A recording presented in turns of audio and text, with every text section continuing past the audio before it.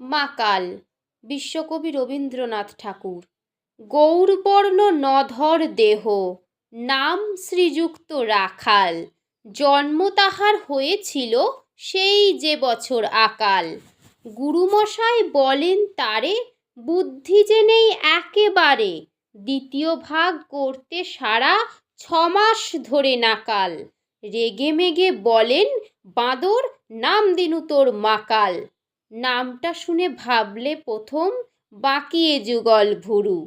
তারপর সে বাড়ি এসে নৃত্য করলে শুরু। হঠাৎ ছেলের মাতন দেখি সবাই তাকে শুধায়, এ কি, সকলকে সে জানিয়ে দিল নাম দিয়েছেন গুরু। নতুন নামের উৎসাহে তার বক্ষ দুরু দুরু।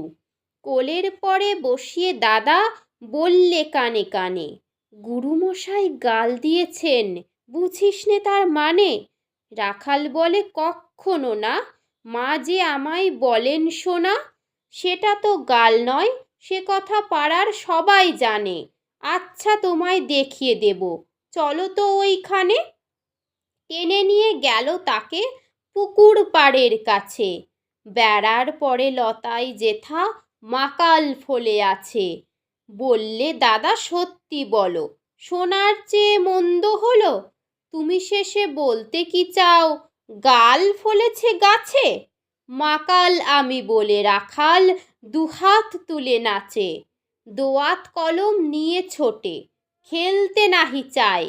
লেখাপড়ায় মন দেখে মা অবাক হয়ে যায়। খাবার বেলায় অবশেষে দেখে ছেলের কাণ্ড এসে। মেঝের পরে ঝুঁকে পড়ে খাতার পাতাটায়। লাইন টেনে লিখছে শুধু, মাকাল চন্দ্র রায়।